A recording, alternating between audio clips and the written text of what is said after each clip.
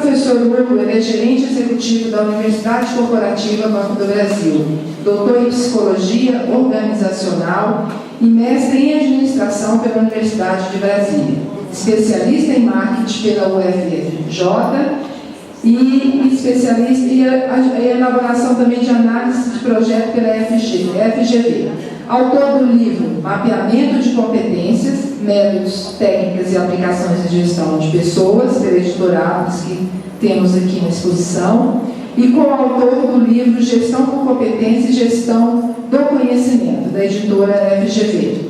Possui mais de 40 artigos publicados sobre gestão por competência, educação corporativa e aprendizagem nas organizações. Professor Hugo, por favor, tenha vontade.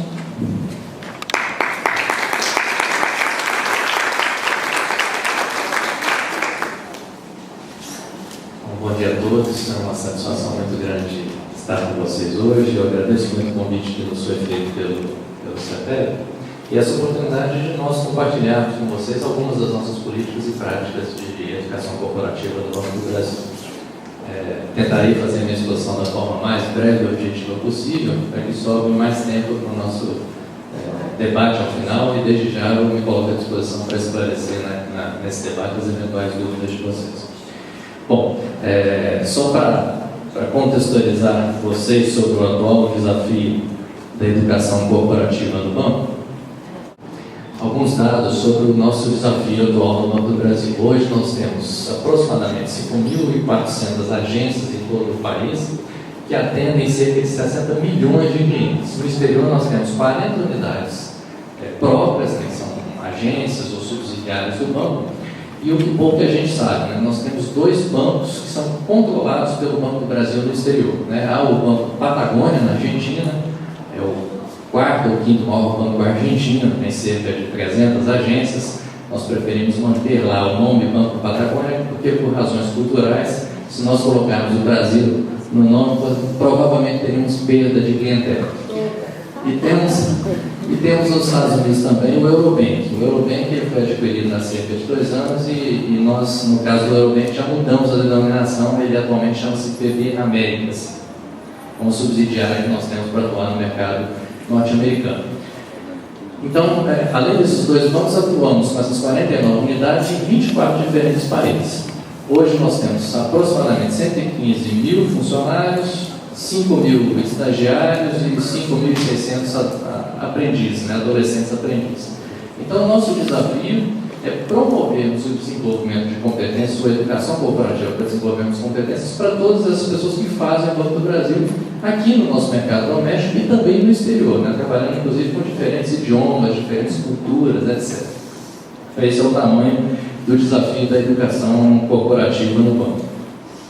A Universidade Corporativa do Banco, ela foi criada em 2002, pelo menos com essa denominação, mas a área de educação do banco ela vem desde a década de 60, ela foi inaugurada em 1965. Né? A partir de 2012, nós adotamos a denominação Universidade Corporativa, porque assumimos alguns princípios que não tínhamos até então, mas foi um processo evolucionário. Né? A universidade inaugurada em 2002 não representou uma ruptura com aquilo que a gente vinha fazendo nos 40 anos anteriores. Na verdade, foi um processo evolucionário, construído ao longo de todo esse período, de tal maneira que, no início da década passada, nós nos sentimos confortáveis para adotarmos essa denominação pela assunção de algumas premissas que são tradicionalmente utilizadas para caracterizar universidades corporativas.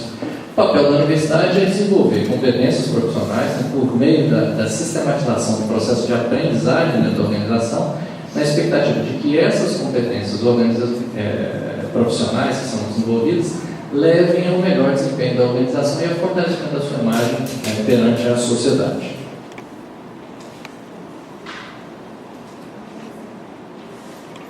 No que diz respeito à competência, nós assumimos como conceito, que é o objeto principal da Universidade Corporativa, o de que a competência no trabalho ela é constituída por uma combinação de atributos pessoais. Esses atributos pessoais são tradicionalmente classificados em 3 grandes categorias, né, conhecimentos, habilidades e atitudes, como a professora Bernadette comentou. Essas 3 categorias representariam as dimensões cognitiva, psicomotora e afetiva do trabalho. E o pressuposto é de que o indivíduo, quando consegue mobilizar esses três ingredientes, esses três atributos, e aplicar no seu contexto produtivo, ele gera um desempenho. E esse desempenho, por sua vez, ele pode ser mensurado, observado, avaliado, tanto pelo comportamento que a pessoa dá no trabalho, quanto pelos resultados que advêm desses comportamentos, pelos resultados que são gerados a partir dos comportamentos dos funcionários do banco. Ora, se o principal objetivo das organizações empresariais é maximizar o seu desempenho, seja esse desempenho econômico ou social, então o caminho natural para maximizar o desempenho é promover o desenvolvimento das competências necessárias para que esse desempenho se concretize, se realize na prática. E a educação corporativa surge como a área responsável, o processo responsável por sistematizar essa aprendizagem e esse desenvolvimento de competências. No banco não é diferente. Então, a universidade corporativa ela se insere num escopo maior que internamente nós denominamos, e a literatura, a prática empresarial, o mercado também adota essa denominação, que é a gestão de pessoas por competências. E aí o pressuposto da gestão de pessoas por competências é promover dois alinhamentos que são fundamentais para o êxito e o sucesso das organizações, em especial, né, das áreas de gestão de pessoas das organizações. O primeiro alinhamento fundamental é o que a gente chama de alinhamento vertical. Uma parte da literatura chama isso também de ajuste externo. Né? É vertical por quê? A estratégia corporativa, que está num plano superior e, portanto, é hierarquicamente superior à gestão de pessoas, é ela que dá as diretrizes, as orientações, os indicativos de como os subsistemas ou processos de gestão de pessoas devem funcionar. E a educação corporativa é um desses processos, um desses subsistemas. Então, o alinhamento é vertical entre a estratégia da organização e a gestão de pessoas, porque a estratégia está hierarquicamente no plano superior à gestão de pessoas. E através da estratégia, nós conseguimos identificar quais seriam as competências necessárias para que os funcionários apresentem o desempenho e gerem os resultados desejados, né, esperados pela organização. Essas competências, por sua vez, uma vez identificadas, elas passam a orientar todos os processos ou subsistemas de gestão de pessoas. Então, vem a universidade corporativa para promover a aprendizagem dessas competências. Vem a área de recrutamento e seleção para, nos processos seletivos, de ascensão, de promoção funcional, valorizar mais os funcionários que expressam aquelas competências. Vem a área de comunicação interna para promover ações, campanhas de endomarketing para estimular o autodesenvolvimento daquelas competências. Vem a área de remuneração, de retribuição e oferece programas de remuneração variável, de premiação aos funcionários que mais expressam aquelas competências. Então, a competência identificada como necessária para atingir a estratégia é o elemento integrador de todos os subsistemas de gestão de pessoas, né? Entre estes, né, a educação corporativa. E essa integração promove um outro alinhamento que é fundamental também, que a literatura, a prática empresarial, chama de alinhamento horizontal ou ajuste interno. Isso pressupõe que todos os subsistemas de pessoas estejam integrados, alinhados em torno do mesmo propósito, que é promover o desenvolvimento das competências previamente identificadas como relevantes para o sucesso da organização. Então, é nesse contexto que se insere a universidade corporativa. Então, de 4 em 4 anos, quando nós reformulamos a nossa estratégia corporativa, nós identificamos quais são as competências necessárias para dar sustentação a essa estratégia, e essas competências passam a orientar todo o trabalho da universidade corporativa do mundo. Alguns exemplos, né, e dados do que a gente vem fazendo. Então, do ponto de vista de estrutura física e de catálogo de cursos, né? Hoje, a Universidade Corporativa do Banco tem 30 unidades regionais, então é uma em cada estado da federação. Em São Paulo, nós temos 4 unidades, porque o estado tem maior volume de funcionários. Essas 30 unidades regionais, elas possuem ao todo 128 salas de aula, 20 laboratórios, 20 auditórios, 37 laboratórios de informática e em catálogo, né, como cursos regularmente oferecidos aos funcionários, nós temos 72 cursos presenciais, 80 à distância que estão baseados numa plataforma web, 35 ainda em mídia impressa, embora gradativamente a gente venha num esforço de migrar, né, os cursos à distância e mídia impressa para a mídia web. Por conta da capilaridade do banco, às vezes é difícil chegar com uma mídia web em regiões onde falta infraestrutura básica, né? Então, há regiões, sobretudo na região norte, por exemplo, do país, em que a questão de banda não nos permite entregar treinamento de qualidade baseado na web. Então, para essas regiões, a gente ainda trabalha ainda com a mídia impressa e com a mídia, a distribuição em CD-ROM. À medida que esses problemas de infraestrutura que nós temos ainda no nosso país se regularizem, ou sejam solucionados, a gente vai gradativamente transformando esses 35 cursos em mídia impressa também para a plataforma web. E nós temos 101 cursos numa plataforma que internamente a gente chama de WikiBB, uma plataforma de software gratuito, que é análoga àquela que vocês conhecem, que é o Wikipedia, né? A diferença aqui é que no Wikipedia vocês têm acesso a informações sobre termos, como se fosse um dicionário eletrônico, né? Aqui as informações são sobre os produtos e serviços do banco. Então, um gestor de um produto, por exemplo, a nossa diretoria de seguridade, quando ela lança um seguro de vida, hipoteticamente, ela vai lá e publica na WikiBB um artigo sobre esse seguro de vida que ela vai lançar na semana seguinte, hipoteticamente, com as principais características, atributos desse produto e serviço, os argumentos de venda, os telefones que os funcionários possam consultar, etc. Os funcionários fazem a leitura desses artigos publicados lá na WikiBB e eles podem também contribuir nesse ambiente colaborativo, não só oferecendo críticas e sugestões àquele produto que está sendo objeto do curso e que vai ser lançado, como também aos próprios argumentos de venda que foram recomendados pelo banco. Às vezes o funcionário utiliza aqueles argumentos que estão recomendados no curso e ele percebe, com o passar do tempo, com a sua experiência, que tem outros argumentos que são mais efetivos. Então ele pode entrar lá, relacionar e dar sugestões, inclusive para o aprimoramento do curso, e assim ele vai retroalimentando esse processo de aprendizagem dentro de um contexto colaborativo e participativo. E ainda 8 cursos que são realizados nas próprias agências, no próprio local de trabalho dos funcionários. Para distribuição desses 72 cursos presenciais, nós temos no nosso quadro de funcionário 2.400 educadores corporativos. Esses educadores nada mais são do que funcionários do banco de carreira, eles fazem parte dos 115 mil funcionários, que em um determinado momento da sua trajetória resolveram se candidatar internamente ao exercício dessa função. Então, eles se candidatam em processos seletivos que nós organizamos anualmente e passam por uma seleção e por uma formação que tem caráter eliminatório também.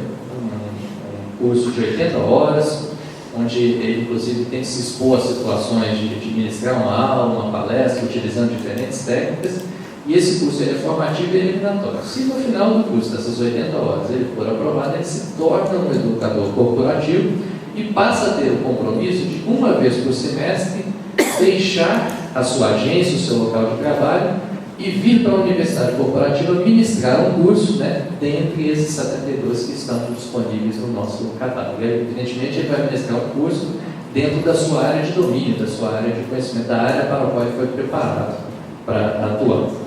É fundamental para a gente, porque, exatamente, para que ele, ao ministrar o curso, ele possa criar uma identidade maior com o treinando, porque conhece a realidade do treinando, porque ele atua naquela realidade. E trazer sempre elementos que são novos, que são contemporâneos, que fazem parte do seu contexto. Bom, do ponto de vista de o funcionamento procedimental desse processo, nós trabalhamos dentro do que muito a professora Bernadette comentou. Primeiro, um diagnóstico preciso das nossas necessidades de capacitação. Então, nós analisamos periodicamente a estratégia, o desempenho dos funcionários avaliados por diferentes instrumentos que nós utilizamos, para, a partir dessa análise, fazer um diagnóstico preciso de que competências nós precisamos desenvolver. Uma vez definidas as competências que precisamos desenvolver, ou seja, os objetivos educacionais que deverão fazer parte dos nossos cursos, nós planejamos a macro e a microdidática de cada uma dessas intervenções. E é nessa etapa que nós nos deparamos com aqueles dilemas. Para atingir esse objetivo educacional ou para desenvolver essa competência, é melhor que seja presencial ou à distância? Se for à distância, é melhor que seja mídia impressa, web, é melhor que seja um infográfico, é melhor que seja uma animação em flash? Qual é a melhor solução para este público aqui que tem entre 18 e 25 anos de idade, qual é a mídia mais adequada? Para aquele outro que é mais experiente, que já tem mais de 20 anos de trabalho na empresa, qual é a solução mais adequada? Então é nessa etapa de planejamento educacional que nós nos deparamos com esses dilemas e fazemos as nossas escolhas de acordo com aquilo que é o mais adequado para atingir aquele objetivo. A gente costuma dizer que não existe uma técnica ou uma modalidade de ensino que seja necessariamente boa ou ruim, né? Elas são, na verdade, adequadas ou inadequadas, né, a cada propósito, a cada competência que se deseja desenvolver. E aí fazemos a execução propriamente dita, né, das ações previamente planejadas, e há uma última etapa de avaliação que retroalimenta o sistema. Essa etapa de avaliação, inclusive, ela é baseada numa literatura que vem desde a década de 70, mas que é hegemônica até hoje, né? Nós utilizamos o modelo de dois autores, o norte-americano e o britânico, o norte-americano Kirkpatrick e o britânico Hamlin, né? E eles propuseram, lá na meados da década de 70, que a avaliação dos resultados em treinamento essas avaliações fossem feitas em 4 ou 5 níveis, né? O primeiro nível busca medir a satisfação do treinando com o treinamento do qual ele participou, que a gente chama de avaliação de reação. Todo treinamento do banco, sem exceção, tem avaliação de reação. O segundo nível busca mensurar a aprendizagem, né? Em que medida a pessoa reteve os conhecimentos, habilidades e atitudes que foram objetos daquele treinamento, né? Eu diria que 70% dos nossos cursos têm avaliação de aprendizagem. Em alguns casos ela não se aplica, a gente prefere não fazer. O terceiro nível a gente chama de impacto no trabalho, o que o Kirkpatrick chamou de comportamento no cargo, alguma coisa nesse sentido, né?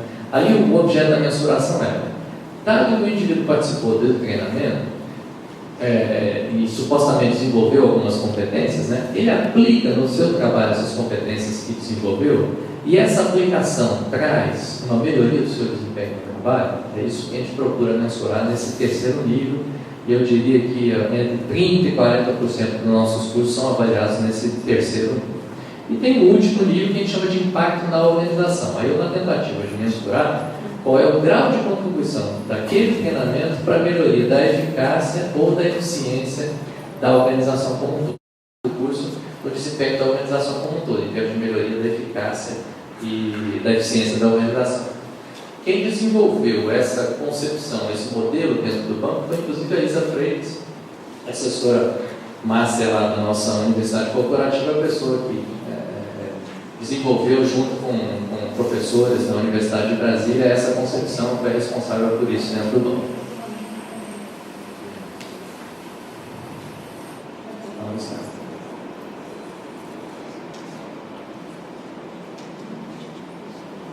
Ok. Então nós temos basicamente duas estratégias de distribuição, né? A estratégia presencial, então aqueles 72 cursos, eles são distribuídos internamente pelas 30 unidades regionais da Universidade Corporativa. Elas estão dispostas em todo o país. Em toda unidade da federação tem pelo menos uma unidade da Universidade Corporativa. Se o curso for à distância, por sua vez, a principal plataforma de distribuição é o portal da Universidade Corporativa, que hoje tem armazenado, coloca à disposição dos funcionários, mais de 200 ou 250 soluções de capacitação, utilizando diferentes mídias, e eu vou comentar com vocês a seguir cada uma dessas soluções. Bom, este portal da Universidade Corporativa, ele foi implementado em janeiro deste ano, então ele está completando agora, daqui a 2 meses, 1 ano de vida.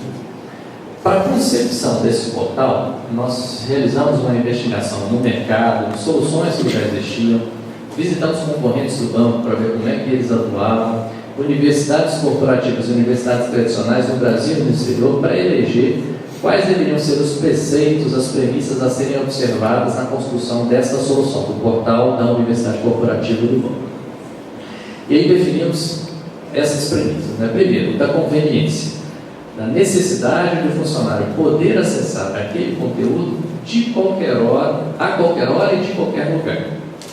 Segunda premissa, o acesso por múltiplas plataformas. Então, que o funcionário pudesse acessar todo aquele conteúdo, não apenas pela sua estação de trabalho, mas também por computadores pessoais, tablets, smartphones, etc. Terceira premissa, da interatividade, uma premissa exigida sobretudo pelas novas gerações de funcionários, que para se engajarem no processo de aprendizagem precisa que ele seja interativo, atrativo, etc. E vem a quarta premissa da criatividade, né, aos olhos do usuário, né? Então, fosse o usuário do gênero masculino ou do gênero feminino, novo de banco ou mais experiente, gestor ou não gestor, haveria necessidade de ter no portal conteúdos, objetos atrativos para todos os segmentos de funcionários do banco, né? Utilizando sempre uma variedade de mídia, né? Porque cada um tem um estilo, um gosto, uma preferência. Tem gente que prefere aprender lendo, tem gente que prefere aprender navegando na internet, tem gente que prefere aprendendo assistindo uma videoaula ou no curso presencial, e respeitar as escolhas ou os estilos ou preferências de cada um torna mais eficaz o processo de aprendizagem, é mais provável que a pessoa se engaje nele. E a interação, nós tínhamos também um temor de que o portal de alguma forma contribuísse para a individualização do trabalho ou do processo de aprendizagem. Então, para evitar, né, este risco, né, nós elegemos como premissa de que as atividades de aprendizagem mais disponíveis pudessem promover a interação, a colaboração entre as pessoas, a construção coletiva do conhecimento, ainda que essa construção fosse virtual.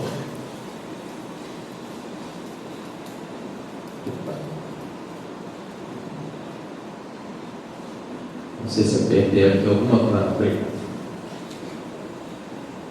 Outras 5, 6 premissas importantes, né? O primeiro, da complementariedade. Então, a educação à distância no banco não veio para substituir a presencial.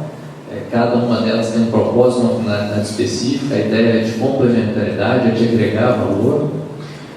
Segunda premissa importante, né, que o portal da Universidade Corporativa reproduzisse o posicionamento mercadológico do banco, até para tangibilizar a ideia de que aquele portal tinha como principal propósito dar sustentação às estratégias da organização. Então, o portal ele já nasceu com o subtítulo Bom para Todos, o portal UniVV Bom para Todos, porque esse é o atual posicionamento mercadológico. E, finalmente, como uma decorrência desse tudo, que ele nos permitisse melhorar a nossa eficiência operacional. E eficiência operacional na área de educação corporativa significa capacitar mais pessoas, capacitar melhor as pessoas, utilizando menos recursos financeiros para isso. Então, esse era o desafio que nós tínhamos com a implementação desse portal. Observando todas essas premissas, então, nós construímos essa solução e ela foi implementada em janeiro deste ano. E ela tem esta cara, né, essa face inicial. Né? Primeiro, reproduzindo o posicionamento mercadológico, como eu comentei, o UniVV Bom para Todos, com os dois garotos propagandas do banco ali, o Janequim e a Maria Fernanda Cândido, né? Até para que o portal fosse atrativo aos olhos tanto do gênero masculino quanto do gênero feminino. E ele se utiliza desse mosaico que é formado por rostos de funcionários. E esse mosaico ele é dinâmico. Então, a cada hora que eu entro no portal e faço o meu login, esses rostos se alteram, para tangibilizar aquela premissa de dinamismo, de atualização constante, etc. Eu vou tentar apresentar para vocês, eu não sei se eu consigo acessar por aqui, vou pedir ajuda do colega lá atrás, né? Um vídeo que em 2, 3 minutos, de alguma forma, apresenta as principais características desse portal. Ele está disponível no hiperlink, eu vou pedir lá para o meu colega, né? Tentar com um clique aqui, ver se o vídeo está ali disponível. Isso, é só clicar. Ok? Ele só está sem som. 10 anos da Universidade do Banco do Brasil. É uma ferramenta interativa que visa agilizar e modernizar a entrega de soluções educacionais via internet com base nos conceitos mais atuais de educação corporativa. A estratégia educacional contempla atividades formais e informais de aprendizagem, cursos online, infográficos, artigos e aos funcionários em diferentes mídias, justamente para permitir que o funcionário escolha a solução mais adequada para o seu gosto, preferência ou necessidade individual.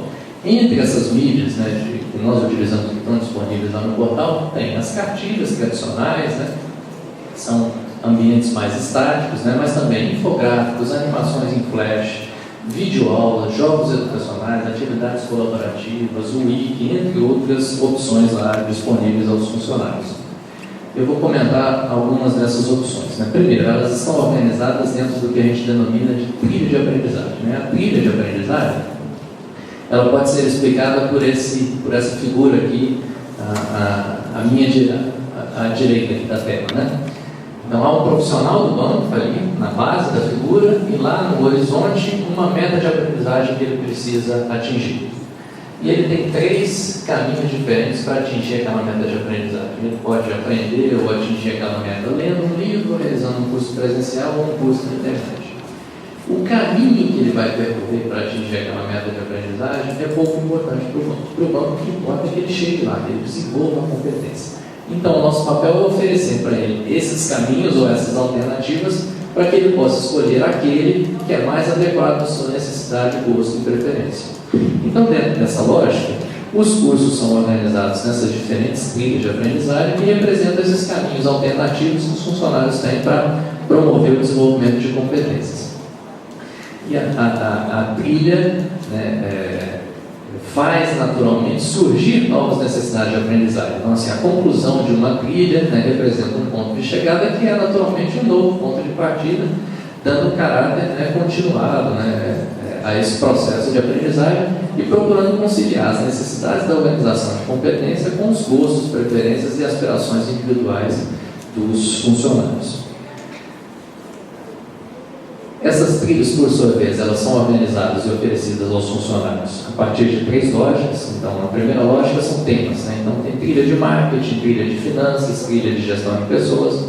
A segunda lógica é o papel ocupacional exercido pela pessoa. Então, tem trilha para quem é líder, tem trilha para quem é analista da área operacional, tem trilha para quem é analista da área social e assim por diante.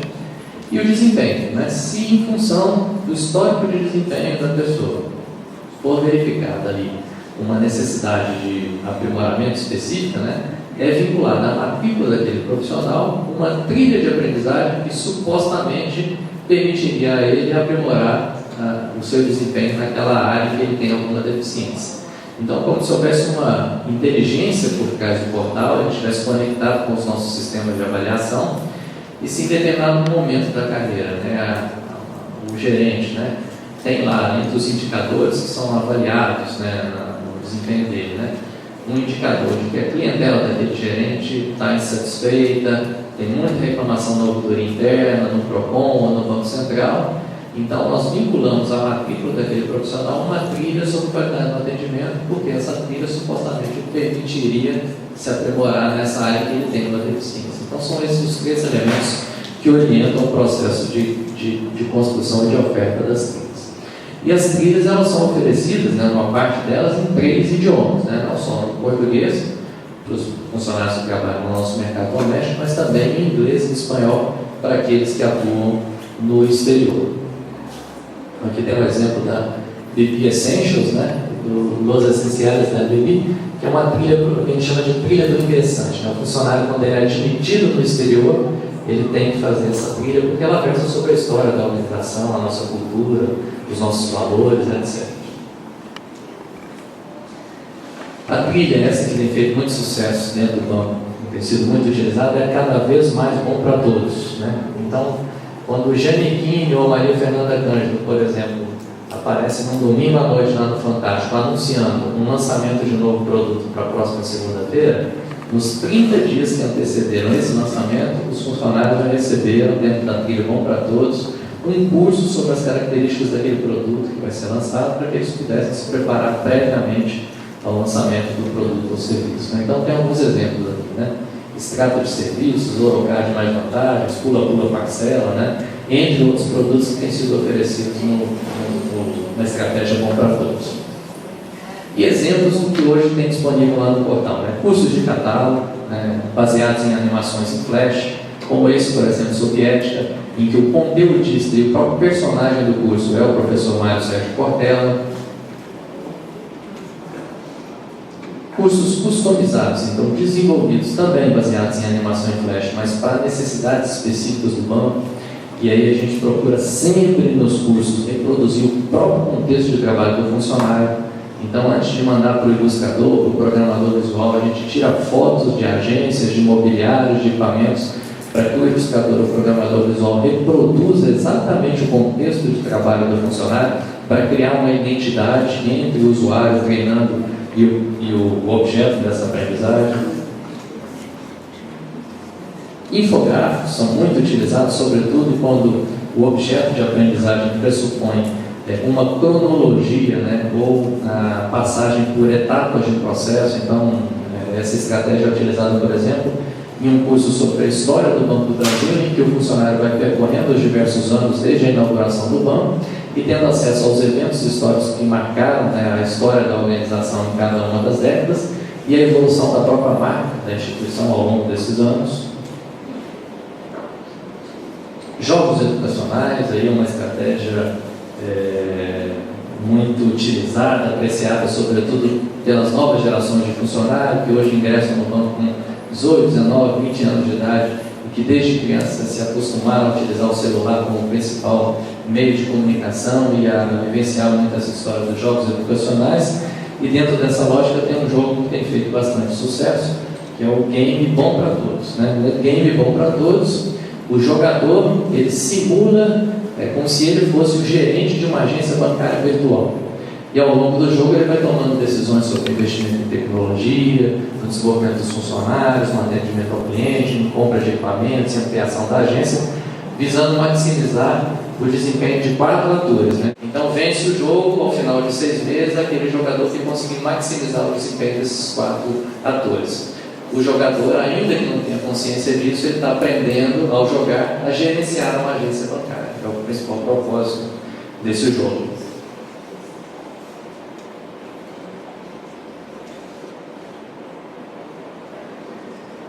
Outra estratégia que tem feito bastante sucesso é o que a gente chama de Roda Viva PP, né? Ele é análogo ao programa Roda Viva, que talvez vocês conheçam da TV Cultura.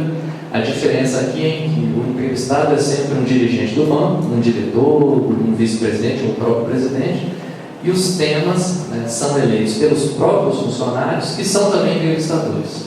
Os entrevistadores são escolhidos entre os funcionários que são mais colaborativos, dentro do portal da UNBB e em redes sociais, né, no Facebook, no Twitter, etc. Eles são convidados para participar como entrevistadores de uma Roda Viva, e o tema eleito sempre tem caráter não só de comunicação, mas também de informação. Então, o diretor, o vice-presidente, ao ser entrevistado, ele procura incluir nas suas respostas elementos que tenham caráter também informativo. Então, isso se torna uma estratégia não só de comunicação, mas também de aprendizagem de comunicação. E o Roda Viva PP é gravado nos estúdios originais lá da TV Cultura, uma parceria que nós temos com a TV Cultura em São Paulo, com toda a equipe técnica, inclusive com o cartunista Paulo Caruso, uma reprodução exata daquele ambiente que vocês conhecem lá do Roda Viva tradicional.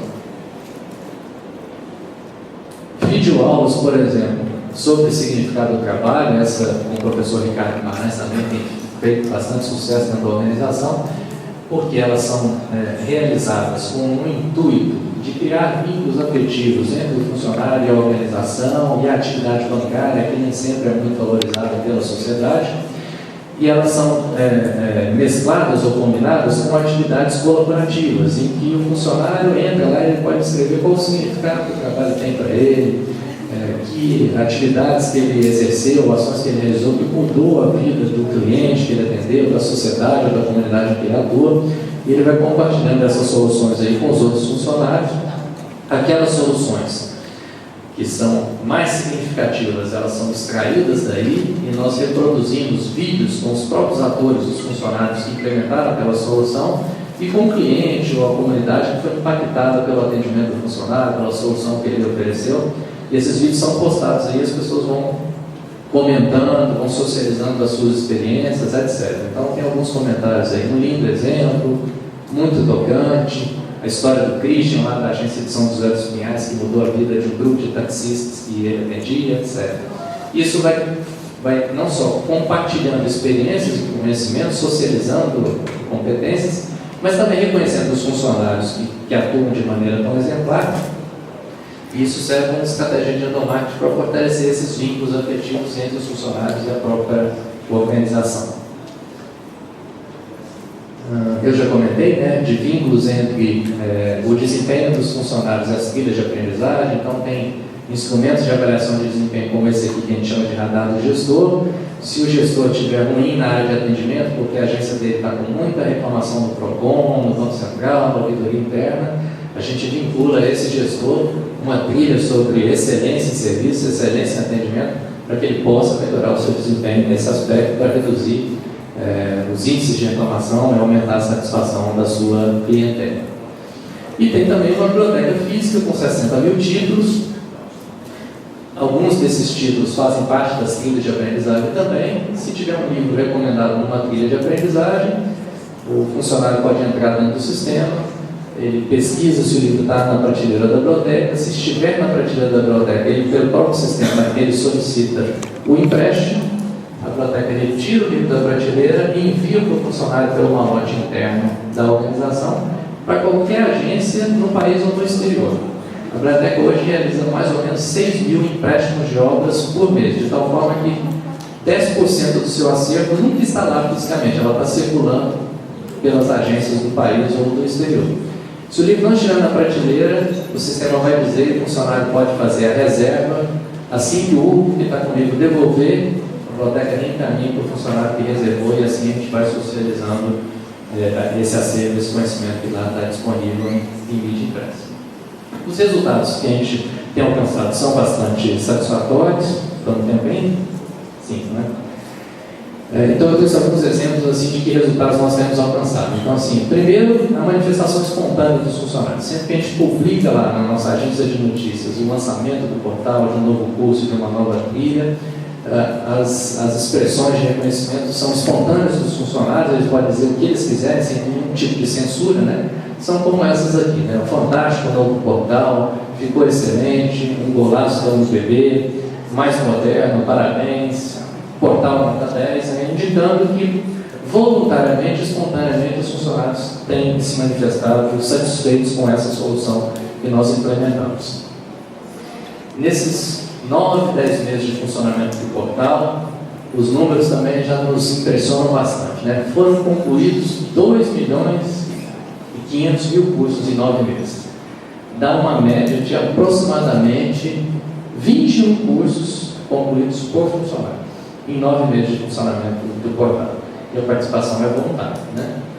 Hoje o portal tem, em média, 27 mil acessos diários. Nos sábados e nos domingos, esses acessos chegam a 10 mil.